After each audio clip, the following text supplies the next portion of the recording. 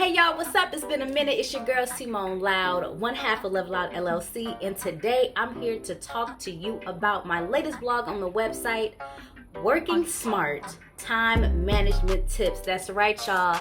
I recently wrote a blog all about how you can add some time management skills to your life if you are struggling with ways that you could improve the way that you organize things and how you keep up with your schedule and make time for fun things and work. So, before I get into it, y'all know y'all gotta do me a favor. I need you to hit the subscribe button down below, like, comment, and subscribe. I'm asking very kindly, so please do so. That shows your support for this here channel, for Love Loud LLC. And while you do that, I will be right back.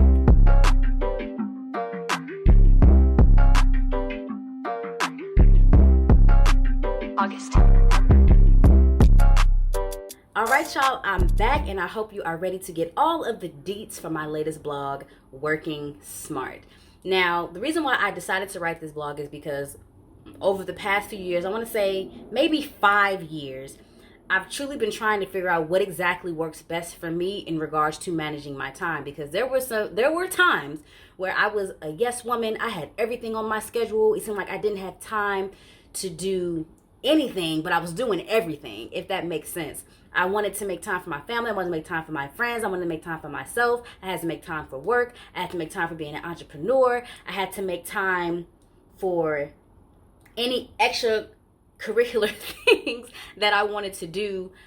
And it was starting to become rough. I felt like I didn't have enough time in the world. And I had to figure out what's most important. How do I prioritize?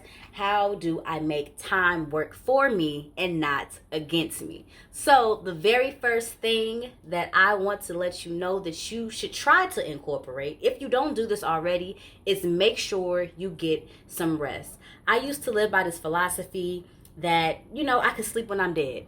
I'm sure y'all have heard that before. You need to be sleeping while you alive, okay? I am my best self when I get 7 to 8 hours of sleep. Sometimes I only get 6 to 7, depending on what I have planned and how I manage my day. But on average, I make sure that I get at least 7 to 8 hours of sleep. Now, you may not need that much sleep. That's how much sleep I need to make sure that I am my best self and I am presenting the smile that I need in order for me to have a positive attitude around my peers, around my friends, around my coworkers, around my colleagues, around my family, to ensure that I am showing up, presenting my very best self. So whatever amount of hours you may need for you, make sure you figure that out. If you can only run on 4 hours, I don't recommend 4 hours, but if 4 hours works for you, let that time frame work for you. If you need 5, you know what? Try to incorporate, maybe if you only do 4, I'm just saying this on the fly. Maybe if you only do 4, try to incorporate an extra hour. Try to incorporate an extra hour into your routine and see how that works for you. See if being more rested, adding that into your routine, if it works. Try it out. Let me know how it works. Let me know down in the comments if you do. All right. So the next thing I would like to mention is to eliminate distractions. And it depends on what distractions mean for you. So for me, I can get easily distracted by anything, whether it's somebody calling my phone, I'm getting a text message, I try to turn on the TV, whether it's me listening to a song and I decide, oh, let me go ahead and take a dance break. No, stop it. Cut it out. You got work to finish. So depending on what the task is, I can't listen to music. I have to listen to, I can listen to music, but it can't be anything that's going to get me like rah-rah'd up and super excited. It has to be jazz or music made for focus, something that's instrumental, not nothing I'm going to end up rapping to, no Cardi B or Meg Thee Stallion, anything like that, no Tupac. So eliminate distractions. If you are a person that easily gets distracted by your phone, put it on Do Not Disturb.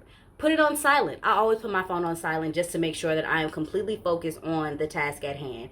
If you know even putting your phone on Do Not Disturb or putting it on silent isn't going to be enough for you, place your phone across the room. I promise you this works. Please try it and let me know if it works for you. Place your phone across the room and work on your task at hand, and then once you are done, go get up and get your phone. Same thing goes for an iPad, because iPads can be distracting, And then you have to be disciplined, because what if you're working on your laptop and you decide to go on social media while you're trying to work? You have to add discipline also to the things that I'm telling you in order to try to see if it works for you. So eliminate your distractions. The next one is set a time limit. So whether you're setting a time limit on your phone, whatever device that you want to use to set your time to remind you, like ding ding, it's time for you to stop. Set a time limit to help you figure out how long it takes you to complete a task. When I first started setting a time limit, it was because I had a lot of things that I needed to do, and I wanted to understand how long it took me to do specific tasks. Is it going to take me an hour to do this? Is it going to take me 30 minutes? So initially, when I first started setting a time limit, I set a timer to see how long it takes me to actually finish. Then once I knew how long it took me to finish a task, then I'm like, okay, I know how to prioritize these types of tasks when they're on my schedule again. And then another way to set a timer is just saying, you know what, I'm only going to spend an hour, or I'm only going to spend 30 minutes, or I'm only going to spend 10 minutes doing this one particular thing. So set a timer and only work on that thing for the time that you set it for. And you do not stop until you hear your timer go off. It's going to be difficult. It's going to be hard. You may be like, you know what? I know I said 10 minutes, but the timer hasn't gone off yet, but I don't feel like doing this no more. Try it out and see if it works, and see how much you can actually get done within that 10 minutes. Because I found that with setting a timer, I've gotten more done in the time frame that I set, saying, oh, I'm just going to do this for 30 minutes. I ended up completing the task thinking I was only going to get half of it done because I was focused on that one thing. So try it out. Like I said, let me know what you think in the comments if you do that or if you're going to try it out. The next one I would like to mention is planning ahead. And this works out a lot for me in regards to scheduling my work and my play and being with myself. Like I said before, I've struggled with juggling spending time with friends and family, and also trying to figure out how can I make time to do things that I really want to do in my alone time, whether that's meditation, yoga, a dance class, anything that I would want to do just to be alone, reading, writing, whatever it is. I plan ahead to ensure that I can get specific things done, and then also knowing I have this date coming up. So I know that I have to lock this date out because I've already arranged to have this date set to do something specific with my friends or my family or for myself. So I'm not working on this day. I have a day set aside where I'm not doing anything. So aside from that, knowing that you have that day set aside for something that you're going to do, you know what you need to get done before that date, and you know what you have to finish after that date. Plan ahead, especially if you have like a vacation coming up. You know what you can't have lingering around. So let's say you have a vacation coming up that's a month away, right? Within that month, you need to organize everything that you need to get done, whether it's work, whether it has to do with packing, whether it has to do with certain errands that you got to do. Plan ahead so that you can get everything done in a timely manner. I know a lot of us work well under pressure, but sometimes working well under pressure doesn't work when you have multiple things to do. And then that could have you running low on energy, have you feeling frustrated, stressing yourself out because you don't have enough time, or at least the amount of time that you thought you would have because you did not plan ahead and you try to do everything all at once. I'm not a person that likes to rush. I like to take my time with doing things. So if you're like me and you like to take your time, please plan ahead. The next one on the list is prioritizing. I've said this many times previously, but prioritizing, making sure that the most important thing goes first, and anything that can get pushed to the next day, go ahead and push it.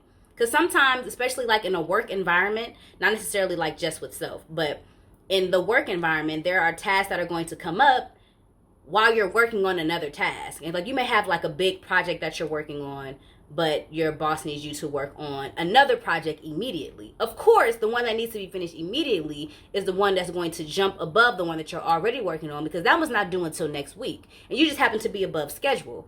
I love being above schedule, which helps with planning ahead. It puts me above schedule.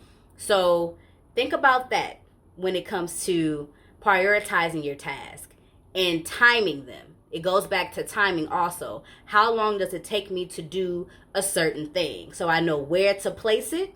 Is it going to take me a week? Is it going to take me 2 days? Is this going to take me 30 minutes? Do I need to finish this by tomorrow? Is it okay if I push this until Friday? You have to understand where to place your tasks so you know exactly how to prioritize them.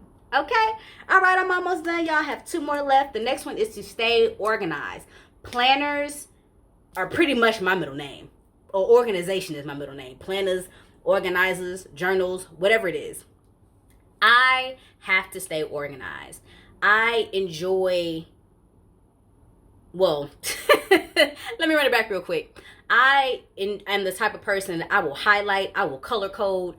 I'm that type of organized person. Not saying you need to be as tedious as me, but it's usually me looking at a calendar and knowing when I see a certain color, what's coming up, whether that has to do with a bill, an event, whether it has to do with a meeting. Like meetings are blue, me going to an event is green, me having a doctor's appointment might be yellow. That's how I like to organize my calendar. I have a virtual calendar, which is connected to my Gmail, and then I also have a physical calendar in my planner where I write these things down also, because sometimes I like to take a break away from being in front of a screen. So whether it's looking at my phone, iPad, computer, that's where my calendar is. I like to have a physical version also for when I'm taking those breaks to give my eyes a rest. And speaking of breaks, the very, very, very last one, and I think is the most important, is to take breaks. You have to take breaks. You have to be gentle with yourself. You have to allow yourself to just give yourself time to get into a rhythm of what works for you. Because even with all the things that I have mentioned, they may not work for you. Some of them may, and then some of them other ones may not. And you may already be incorporating some of these things into your time management routine. But the most important thing is to make sure you take a break. Step away from the computer. Step away from your screen. Give your hands a break from typing or writing. Give your eyes a break from sitting in front of a screen, from looking at social media also. Just give yourself a complete break. Like, go outside. Go for a walk. Go into nature. You know, do some meditative walking. Or have a short meditation at your desk if you can. A quick 1 or 2 minute, or if you have a moment to go out to your car. I used to do that. I had a job where on my break, I would go to my car. And if I wasn't napping, taking my break, giving myself some rest, I was most definitely meditating, getting my mind right to go back and do the best that I could possibly do for the job that I had, to make sure that I can be all that I can be, okay? So I hope you all enjoyed this. That is all that I have for you. Please remember, this is not a one-size-fits-all type thing. So if you've been here throughout the entirety of this video, I appreciate you so much. Thank you for hanging in with me all the way until the end, with me sharing my time management tips with you. I truly, truly appreciate you being here. This is the Love Loud LLC YouTube channel. My name is Simoné Loud. This was Working Smart Blog Time Management Tips. If you are going to use any of these, if you already use any of these, or there's some that I did not mention, please comment down below. I cannot wait to hear from you all. Until next time, Moni is out. Peace, y'all.